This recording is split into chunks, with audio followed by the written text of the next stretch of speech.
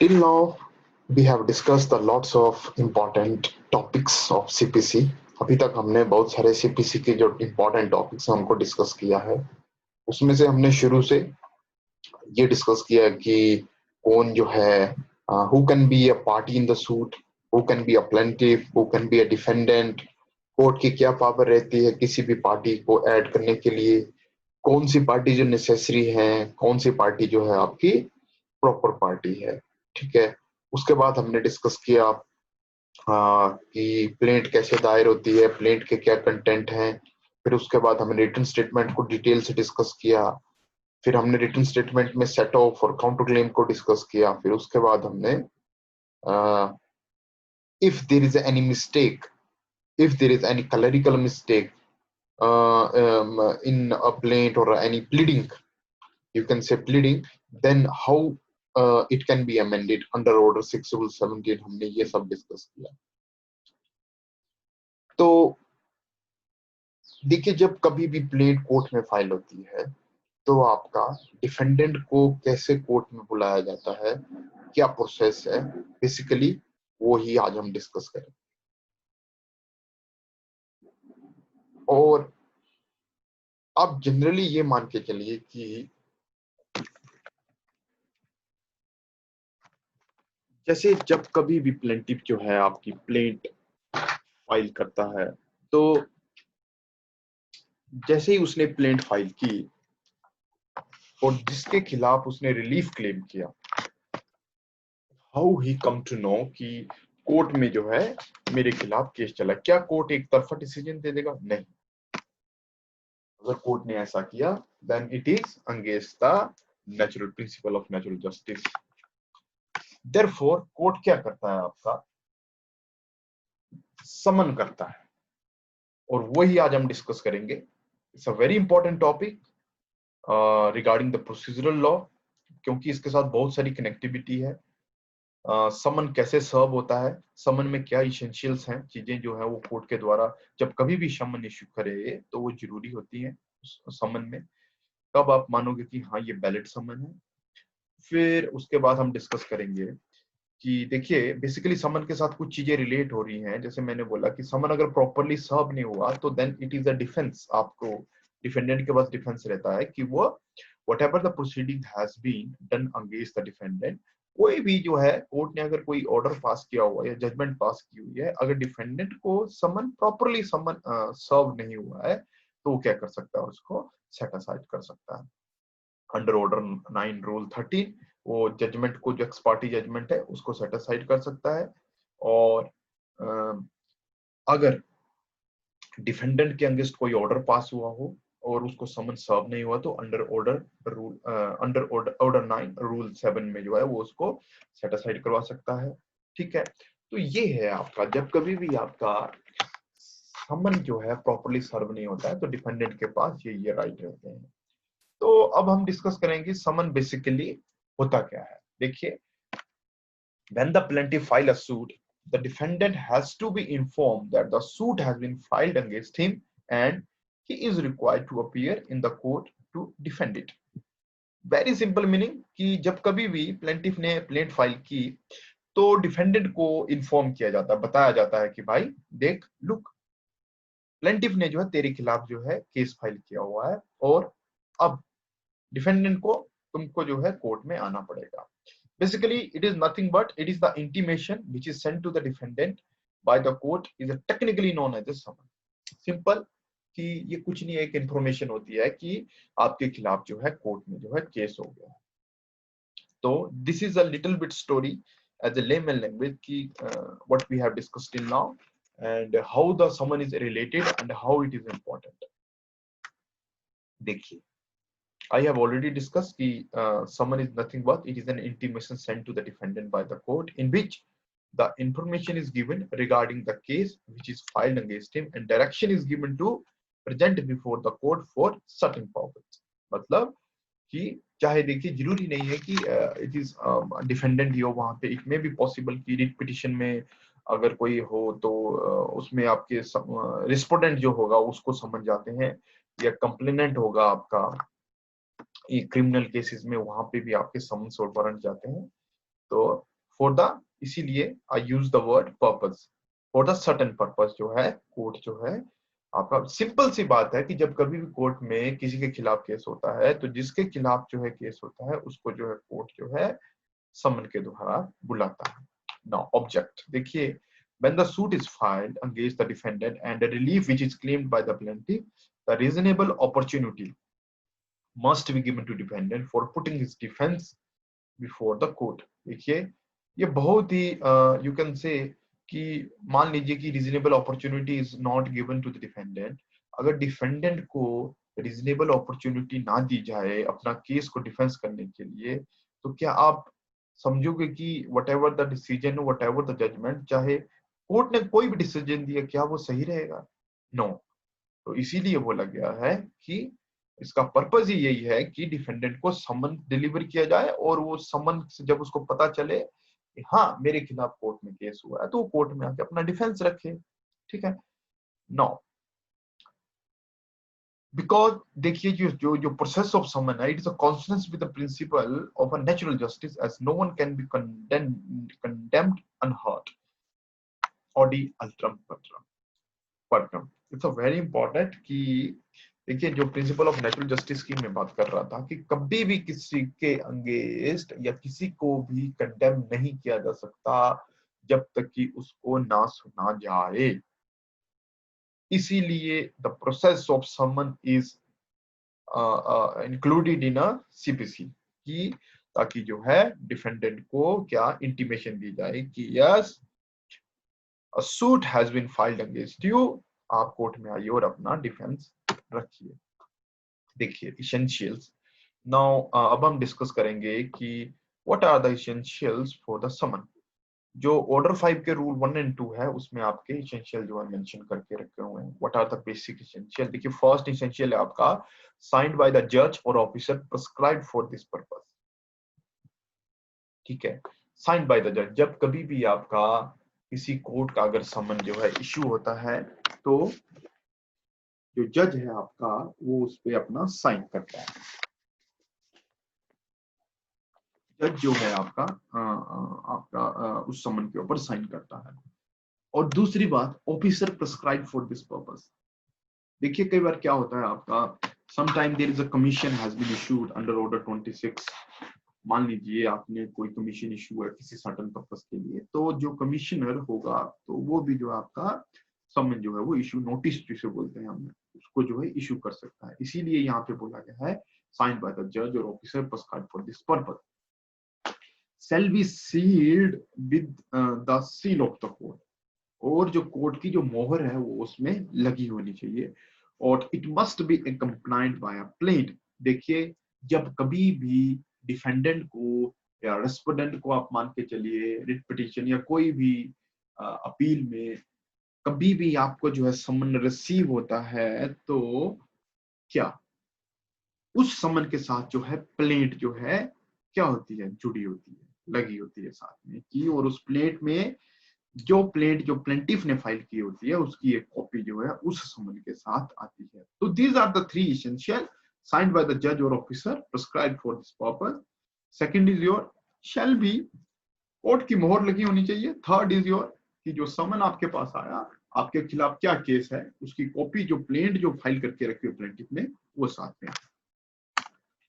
Now someone to defendant, देखिए section 27 order 5 rule 1 आपका इसके बारे में सिंपल सी बात वही जो मैंने पहले बोली कि व्हेन द प्लेंट जब आपकी फाइल होती है, when the plaint is presented by the plaintiff then summon is issued to defendant and thereby calls him to present written statement within 30 days। Then defendant under rule 3 may produce himself or through duly authorized। देखिए तो simple यही बोला कि जब कभी भी plaintiff को जो है समन आते हैं तो वो विद इन 30 डेज जो है आपका क्या करता है, विद इन 30 डेज जो है आपका समन जो है विद इन 30 डेज जो है आपका जब उसको समन रिसीव हुए तो विद इन 30 डेज जो है उसको जो है रिटन स्टेटमेंट जो है देनी पड़ती है। ठीक है। And then defendant under rule 3 may produce himself और थ्रू ड्यूली ऑथराइज्ड। और अब इसमें देखिए जब डिफेंडेंट को जब समन मिल गए तो या तो खुद आए, अभी हम इसको डिटेल में डिस्कस करेंगे, या तो खुद आए या तो किसी ऑथराइज एजेंट को जो है कोर्ट के सामने प्रोड्यूस करें। देखिए, exemption from personal appearance section 132, 33 and rule 5 of order 5। देखिए क्या है एग्जम्पशन का मीनिंग ये है कि कब जो है पार्टी जो है खुद नहीं आके किसी और को भेज सकती है। No party shall be order to appear in a person unless he resides. देखिए, कभी भी किसी पार्टी को कोर्ट जो है ऑर्डर नहीं करेगा इन पर्सन प्रेजेंट होने के लिए अगर वो कोर्ट की जो है लोकल जुरिस्डिक्शन में नहीं रहता है। ठीक है, दूसरी कंडीशन क्या, अगर वो 50 से 200 मीटर के माइल के दायरे में कोर्ट जो जहां से कोर्ट जिस कोर्ट ने जो समन इशू किया 50 माइल से 200 माइल के दायरे के बीच में नहीं रहता है। ठीक है, थर्ड, अगर वुमेन ऐसी वीमेन के खिलाफ जो है केस किया हुआ है जिसको कि पब्लिकली जो है वो जो है अपीयर नहीं होती है, या एनी एग्जम्पशन जो है सीपीसी के अंडर सेक्शन 133 में दी हुई है। ठीक है, तो these are the some conditions जिसमें कि जो पर्सनल अपीयरेंस जो है उसको जो है क्या माना हुआ है, एग्जम्प्ट करके रखा हुआ है। नाउ देखिए कंटेंट क्या होते हैं।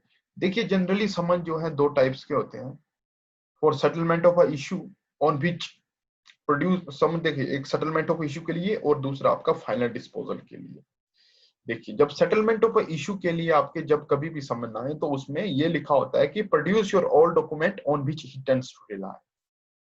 ठीक है, उसमें सिंपल इतनी सी बात लिखी होती है कि तुम्हारे प्रोड्यूस ऑल डॉक्यूमेंट, कि तुम्हारे जितने भी डॉक्यूमेंट हैं उनको जो है प्रोड्यूस करो on which he tends to rely, जिनके ऊपर जो है वो रिलाई करता है।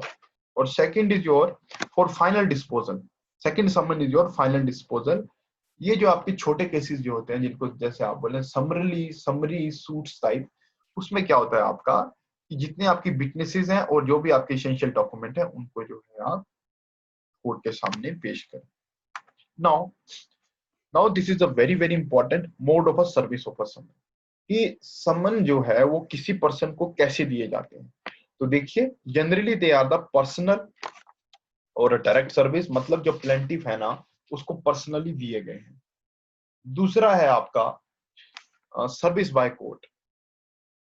सर्विस बाय कोर्ट मतलब कोर्ट का जो प्रोसेस सर्वर है आपका वो हो जाता है। अभी हम इसको डिटेल में डिस्कस करेंगे। थर्ड आपका सर्विस बाय प्लेंटिफ, ये अभी चेंज हो चुका है, it's a new rule, it is known as a दस्ती समन। सब्स्टिट्यूटेड सर्विस, जब कभी भी जो है आपका when the plaintiff when the defendant जो डिनाई करता है आपका सर्विस लेने के लिए या हाइड करता है अपने आप को, तो सब्स्टिट्यूटेड सर्विस जो है काम आती है। Service by post, no summon. देखिए, इंपॉर्टेंट थिंग यहाँ पे ये है कि no summon is required to be issued against the defendant if he admit the claim of a plaintiff when plaintiff present the claim. देखिए, कभी भी आपका कोर्ट तब समन इशू नहीं करेगा जब प्लेंटिफ डिफेंडेंट ने कोर्ट में एडमिट कर लिया प्लेंटिफ का क्लेम। ठीक है, जब उसने प्लेंट को जो है प्रेजेंट किया। नाउ वन बाय वन देखिए लेते हैं। आपका फर्स्ट इज योर पर्सनल और direct service. Rule 10 to 16 and 18 जो है आपका डील्स विद द पर्सनल और direct service of the summon upon the defendant. This is देखिए an ordinary mode of service of a summon. ये generally ordinary mode है। इसमें क्या है कि wherever it is practicable the summon must be served to the defendant in person to his authorized और his authorized। देखिए इसमें क्या है आपका जनरली जो पर्सनल और डायरेक्ट सर्विसेज की बात कर रहे हैं हम, इसमें जो प्रोविजन देके रखा हुआ है आपका, जो रूल 12 है आपका, इट इज बेटर कि अगर आपके पास पेयर एक्ट है तो आप उसको ओपन कर लीजिए। जो रूल 12 है उसमें सिंपल इतना सा मेंशन है कि आपका जो समन है वो या तो डिफेंडेंट को सर्व हो या उसका कोई ऑथोराइज एजेंट हो उसको पर्सनली जो है सर्व हो। ठीक है, दूसरी बात आती है आपकी पर्सनल और डायरेक्ट सर्विसेज में, where the defendant is absent from his residence at the time of service of summon and there is no likelihood of him being found at his residence within a reasonable time and he has no authorized agent, the summon may be served on any adult male or a female member of the defendant family residing with him। देखिए, जो rule 15 है, rule 15 जो है वही बोलता है, देखिए very very important, कई बार ये पूछा जा चुका है आपका प्रिलिमिनरी एग्जाम में, और इलस्ट्रेशन में भी इसको बड़े अच्छे से डालते हैं कि जब कभी भी आपका डिफेंडेंट और उसका ऑथराइज्ड एजेंट जो है वो नहीं मिलता है, तो जो उसकी फैमिली मेंबर है उसमें जो भी अडल्ट होगा, चाहे वो मेल हो चाहे वो फीमेल हो, तो उसको भी जो है समन जो है सर्व किया जा सकता है। बट देखिए यहाँ पे वेरी इंपॉर्टेंट थिंग है, कंफ्यूजन होता है क्योंकि जो क्रिमिनल प्रोसीजर कोड है हमारा, वो बोलता है कि only the male adult member जो है उसको जो है समन सर्व हो सकते हैं, जो कि कोर्ट जो है आपका मजिस्ट्रेट का कोड जो है इशू करता है। बट सिविल प्रोसीजर कोड ऐसा नहीं बोलता है। सिविल प्रोसीजर कोड बोलता है कि चाहे सिविल हो, अब चाहे मेल हो चाहे फीमेल हो, जो आपका सिविल कोर्ट ने जो समन इशू किया है वो अडल्ट हो, वो चाहे मेल हो चाहे फीमेल हो, दोनों को जो है सर्व किया जा सकता है। ये आपका रूल 15 बात करता है, ठीक है। उसके बाद वेरी वेरी इंपॉर्टेंट थिंग, देखिए कभी भी भूलिएगा मत कि नौकर को कभी भी सर्वेंट को जो है फैमिली मेंबर ट्रीट नहीं किया जा सकता है। इसलिए क्या, इसलिए जो है उसको जो है पर्सनल और डायरेक्ट सर्विसेज जिसको हम पढ़ रहे हैं रूल 15 में, उसको समन जो है सर्व नहीं हो सकते, ठीक है। ये एक्सप्लेनेशन है आपकी रूल 15 की, जब आप इसको गो थ्रू करोगे तो आप बड़े आराम से वहां पे समझ जाओगे कि नौकर को जो है आपका समन सर्व नहीं होता। नाउ द नेक्स्ट थिंग आपकी रूल 13 बोलता है आपका, in a suit relating to any business or a work against a person not residing within the territorial jurisdiction of the court issuing the summon, it may be served to the manager or a agent carrying on such business or purpose। देखिए मान लीजिए defendant कहीं दूर काम करता है, तो जो उसका मैनेजर होगा वहां पे, या ठीक है, या कोई एजेंट जो कैरी ऑन, जो देखिए बिजनेस पर्पसेस की बात हो रही है, थोड़ा सा मैं रॉन्ग ले गया इसमें, कि या तो जो वहां पे जो जैसे सपोज मान लीजिए बहुत सारे बैंक हैं आपके, देखिए जनरली बैंक का हेड ऑफिस कहाँ होता है, जैसे आप मान लीजिए यूको बैंक ले लीजिए, यूको बैंक का हेड जो है आपका कोलकाता में है, बट मान लीजिए आपका कोई जो ब्रांच है उसकी वो चंडीगढ़ में है, तो जो चंडीगढ़ का जो ब्रांच मैनेजर होगा आप उसको जो है समन सर्व करोगे, ठीक है। या कोई ऐसा एजेंट जो है जो ऑथराइज्ड है आपका, जो कि बिजनेस जो है वहां पे कैरी आउट कर रहा है, तो उसको जो है समन करोगे, ठीक है। नेक्स्ट आपका नेक्स्ट आपका रूल 14 जो है वो बोलता है कि पर्सनल और डायरेक्ट सर्विस कैसे होती है, in a suit of immovable property. अगर आपका कोई सूट जो है इमूवेबल प्रॉपर्टी का है, तो उसमें जो है पर्सनल और डायरेक्ट सर्विस कैसे होती है, if the service of a someone can not be made on the defendant personally and the defendant has not authorised agent. देखिए अगर मान लीजिए प्लेंटिफ ने इमूवेबल प्रॉपर्टी के रिलेटेड कोई केस किया हुआ है जहां पे सब्जेक्ट मैटर जो है आपका दैट इज इमूवेबल प्रॉपर्टी, तो उस केस में आपका जो सर्विस जो है, ना तो डिफेंडेंट है वहां पे, ना तो आपका कोई ऑथराइज एजेंट है, तो उस केस में the defendant has no authorise agent, the service may be made on any agent of the defendant in charge that property. मतलब जो कोई भी उस प्रॉपर्टी का चार्ज, जैसे जो उसको बेचता होगा या वहां पे कुछ भी करता होगा उस पर्टिकुलर प्रॉपर्टी में, जैसे कोई घर होगा जो वहां पे, जैसे कोई मान लीजिए फ्लैट है, 4-5 फ्लैटों की बिल्डिंग है, तो उसमें जो बंदा जो रेंट लेता है, तो यू कैन परच्यूम, क्योंकि वो उसकी चार्ज कर रहा है ना, वो उसको देख रेख कर रहा है, तो उसको जो है आप क्या कर सकते हो, समन सर्व कर सकते हो। तो this is all about personal और direct services, rule 10 to 16 and 18 जो है इसमें ये सब मेंशन हुआ है।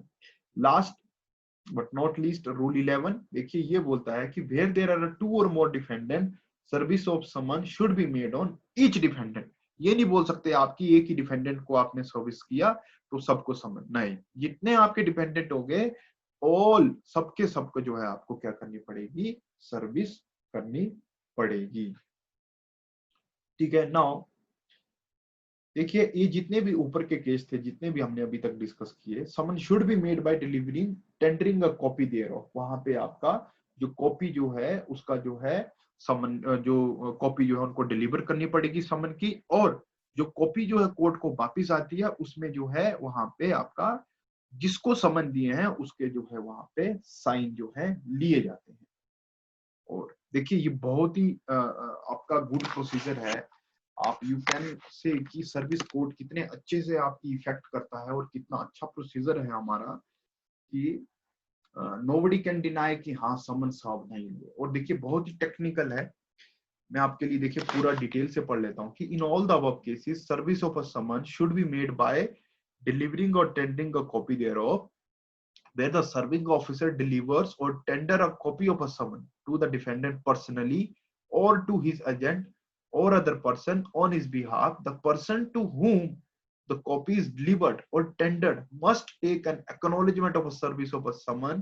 The serving officer thereafter must make an endorsement on the original summon stating the time and the manner service thereof and the name and address person if any identifying the person served and witness the delivery of the tender of summon। देखिए इतनी सी बात बोली कि देखिए हमने ऊपर पूरा discuss किया कि पर्सनल और डायरेक्ट सर्विसेज कैसे होती है उसके बारे में कि जो देखा ना कोर्ट की जो प्रोसेस सर्वर होते हैं जब वो समन लेके जाते हैं तो वो क्या करते हैं कॉपी जो है जिसको उसने सर्व किया उसको देते हैं और फिर क्या करते हैं टेंडर करते हैं, वहां पे लिखते हैं कि कितने बजे जो है हमने किस जगह में जो है डिफेंडेंट को जो है समन सर्व किया और हो सके तो वहां पे जो आइडेंटिफाई करेगा पर्सन को कि हाँ ये वही था जिसको जो है समन सर्व किया।